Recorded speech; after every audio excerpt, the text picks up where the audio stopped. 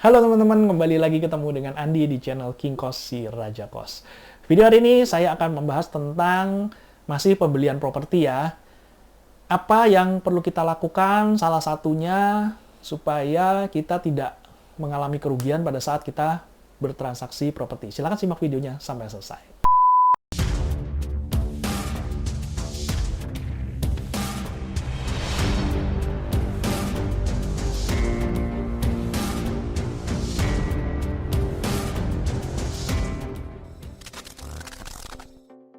Nah, teman-teman, di video-video sebelumnya saya sudah sering bahas ya tentang legalitas pembelian properti, apa aja yang harus dicek.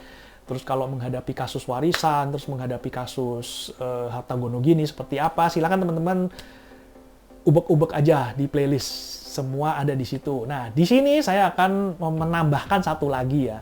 Jadi, semakin banyak pengetahuan, semakin takut atau semakin berani. Nah, terus silakan teman-teman, yang penting antisipasi ya. Nah, teman-teman kalau beli properti kan pasti ada yang namanya sertifikat ya. Sertifikat itu pertama kan harus dicek. Itu kan udah umum lah. Jadi kalau kita sebelum beli properti sertifikat harus dicek. Nah, biasanya tapi orang yang tidak dicek adalah luasannya ya. Nah, mungkin kalau misalnya propertinya baru transaksi 1-2 mungkin nggak pernah mengalami. Tapi kalau yang udah puluhan kali atau ratusan kali bertransaksi, pasti ada deh yang kena masalah ini. Nah, teman-teman mungkin udah pernah, bisa cerita-cerita ya, sharing di komen. Saya juga pernah kejadian ini. Jadi, di sertifikat, dilihat di halaman kedua kalau nggak salah ya, halaman kedua itu di situ biasanya ada nomor sertifikat dan ada luasan sertifikat. Terus di halaman yang mau ke terakhir-terakhir itu adalah gambar situasi. Itu juga harus dicek ya. Gambar situasi itu kan biasa skala ya, ada skala 1 banding berapa gitu. Nah, teman-teman harus ngecek.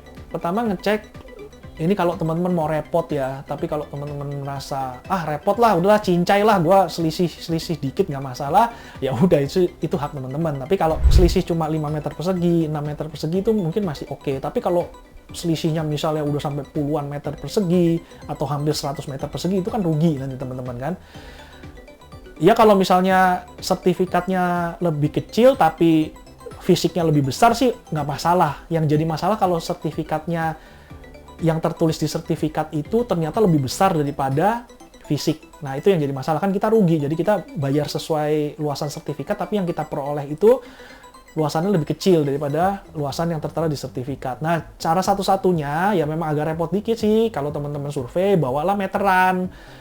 Dicek, diukur, ini berapa lebarnya, ke belakangnya berapa, terus dikali luasannya dapat dibandingin sama luasan di sertifikat. Klop nggak, kalau beda-beda dikit lah oke lah, mungkin itu ngukurnya kan agak miring-miring gitu kan, mungkin nggak bisa tepat 100% ya. Tapi kalau misalnya bedanya udah puluhan meter persegi sampai 100 meter persegi, nah itu harus dipertanyakan masalahnya di mana. Saya pernah kejadian beda sertifikat sama fisik tuh nyaris 100 meter persegi. Ternyata apa? Ternyata tuh ada pelebaran jalan. Ada pelebaran jalan, jalannya udah dilebarin, rumah kita udah dipotong, tapi di sertifikat tidak dikoreksi ya. Jadi di sertifikat itu masih seperti awal gitu. Nah, akhirnya kan sertifikat kan luasnya lebih besar daripada luas fisiknya kan. Nah, itu waktu itu saya nggak ngeh tuh. Soalnya saya kan orangnya cincai ya. Maksudnya, alah udahlah, beda-beda dikit nggak apa-apa lah gitu. Nah, kalau beda-beda dikit, itu nggak apa-apa. Tapi kalau bedanya banyak, itu nyesek akhirnya ya. Tapi ada satu lagi kasus yang masih ada hubungannya sama ukuran ya, sama size ya. Jadi ada perbedaan antara ukuran di lapangan sama di sertifikat. Saya akan bahas videonya di lain video. Ini menarik ini ya, karena gara-gara ini saya rugi 300 juta ya. Saya harus merelakan DP saya angus gitu, saya nggak teruskan jual belinya karena masalah ini. Nah teman-teman subscribe dulu, nyalakan lonceng notifikasi supaya tidak ketinggalan ya cerita saya di video yang berikutnya.